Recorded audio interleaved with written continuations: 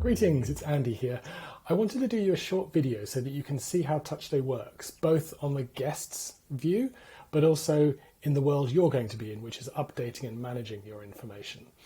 And the goal of the video is for you to be able to see how things are done and hopefully how easy it is, so that when you go in to start your trial, you feel good about knowing what the capabilities are.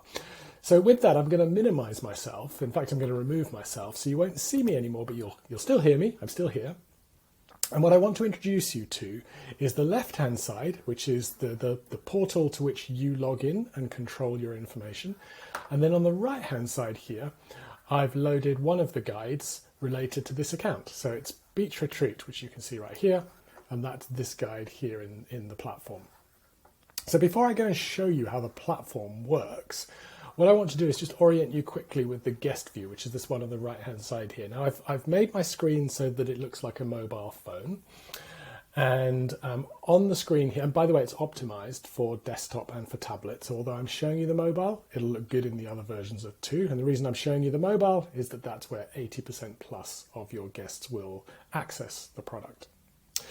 So you've got here a background photo. You can change that to whatever you want. You've got a logo here. This one happens to be a host, but if you have a business or you have a brand and you want to include your brand logo there, then you can easily do that. You just change it. It doesn't have to be a circle. It can be a full wide rectangular logo. There's a bit of free text underneath here, which you can choose to use if you want to. There's a phone number, an email, and there's also WhatsApp, which isn't here, but there is a WhatsApp button you can add to for those of you who prefer your guests to use WhatsApp. You can add all three of these, none of them, one of them, two of them, three of them, up to you. And then underneath here, you've got the place that the guest is staying at, that's the property name, together with the address. And if I click on the address, it takes me to the map page where it shows me on the screen where I'm staying, and I can hit get directions and it will open up Google Maps and show me how to navigate to that home from wherever I am. If I X out that, you'll also see there's a bunch of pins on the map screen. And these are things that you would add using our integration with Google Places. So it's nice and easy. You're not having to manually do lots of things. You're just having to find it in Google and add it. You can also add it manually, by the way. So if something you're recommending does not appear in Google Places, you can still add it manually. And what you have here on the bottom is a tap to filter. So depending on how many things you've put on the map, this list will be larger or smaller.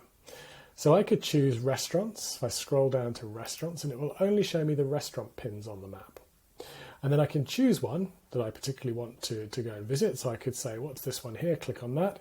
It says it's the Chef's Warehouse, a little bit of information. I could click get directions, or I can hit read more. And read more takes me into the guide where this one is listed. And you'll see here, if I click the information icon, that I've got a bunch of information here that is useful for the guests, such as the phone number if they want to call and make a reservation, the address, the reviews, the hours of opening, which update real time. All of this information updates real time because it's linked to Google, assuming the business updates their information. And then you also have the map pin, which will take you back to the map, or a website link, which will open up the website. So that's the map. And then if we went back to info here, that's accessed either by clicking info at the bottom of the page, or if you're on the home page and you click get started, that goes to the same spot. And here you have all of the contents of the guidebook. This is a template that's quite similar to the one that you will start with. So when you sign up, we'll start you off with a template, which includes lots of the things that we know most customers would want to add to their guidebook. It doesn't mean you have to use everything we give you. You can delete things, you can add things, you can rename things, you can move stuff around. And this one, being a demo guidebook, is quite full. It has a lot of information. You don't necessarily need to have this much. And then finally, here you've got a search option, and that's really useful if your guest wants to find the answer to something really quickly. They can type in Wi-Fi and then find it, and it takes them to the Wi-Fi section. So how do you control all of this lovely information? Where does it happen? Well, that's what you've got over here on the left-hand side. You've got the login area. So this is where you'll land when you first log in.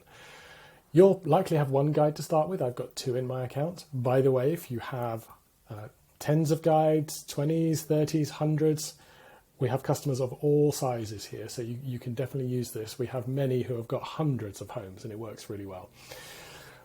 So you go to Content Hub to update all of your information. And Content Hub is all of the information that you see in this guidebook. So if I click on info, all of this information here is what you're seeing here on the left-hand side. So it says, welcome here, quick links before you leave home, about us. Welcome, quick links before you leave home, about us. Everything you see here on the screen is what your guests will see, including the order in which things are. So if I wanted to move about us further up, watch here, it's in this spot right here.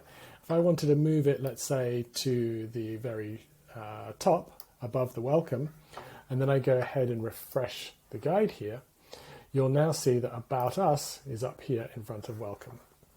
So that drag and drop feature exists all over the place, so you can move stuff around as much as you want.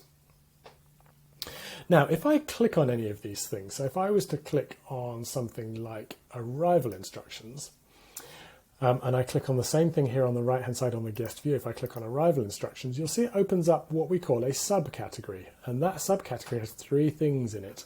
That's what you've got here, a subcategory with 3 things in it. These 3 things are things that you don't have to have. You can delete these things, you can add your own, you can move stuff around.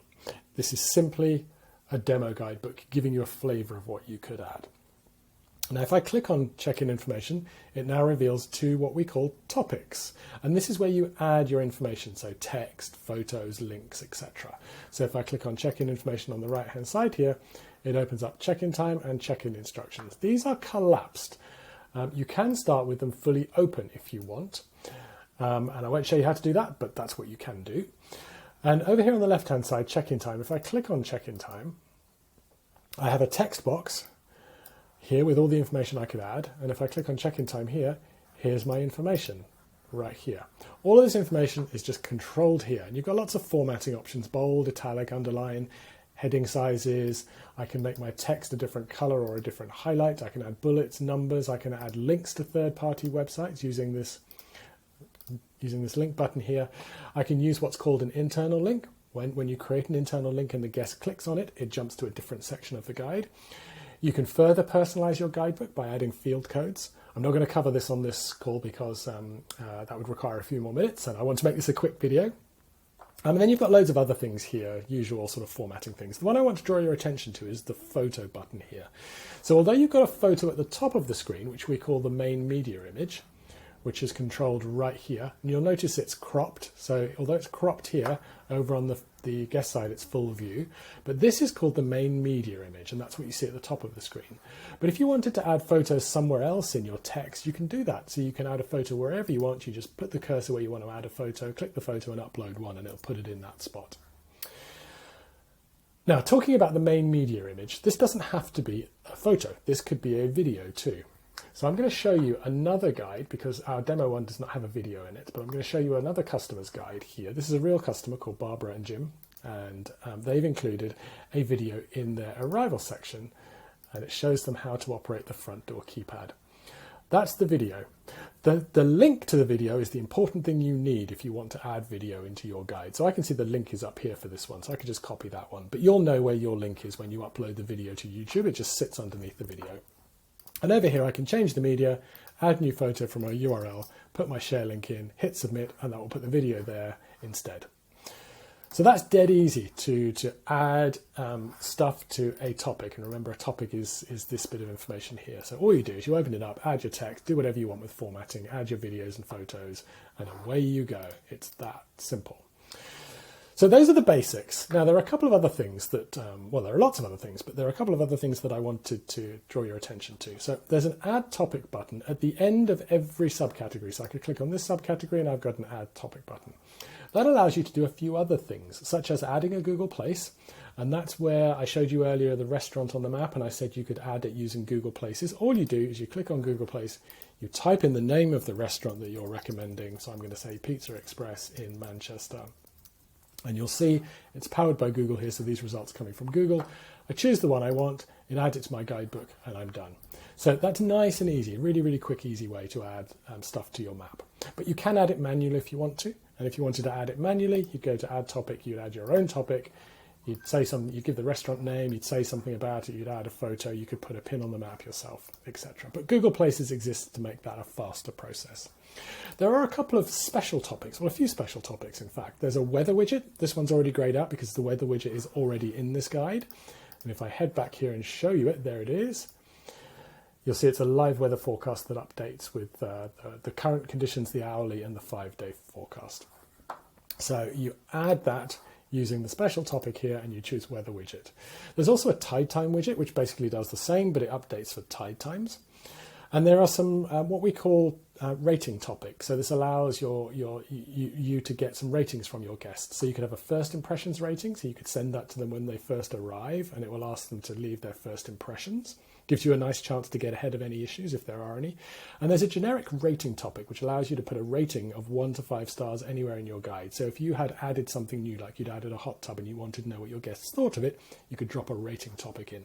So again, not going to go into that now because that's a bit too much information than I can cover in a very short video. Now, what I want to do is to cover finally how you then share this with your guests. So you've got all this great information and you've added everything. Now, what do you do with this?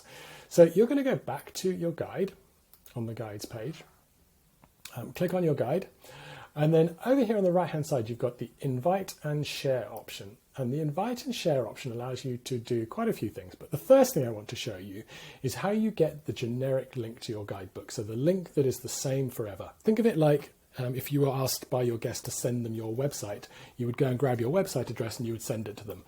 If they ask you for your guidebook, that's what you do. Except you're not going to wait for them to ask you. You're going to include the guidebook link, which is this one right here, in your emails that go to guests. And that's the quickest way to get this used. So you can just get your quick share link, copy it, and then go and paste it into any of your email templates so that you never have to worry about it again because it's included in the email template. And when you get those sent to your guests, they're done. You don't have to worry about it. So that's called the quick share link. You can also generate a QR code for your quick share link, and that's useful if you want to put a little card, maybe an A5 size card, on the coffee table in the home or on the kitchen counter or on the fridge. So you just create a QR code that will give you a QR code and you can drop that into a A5 card.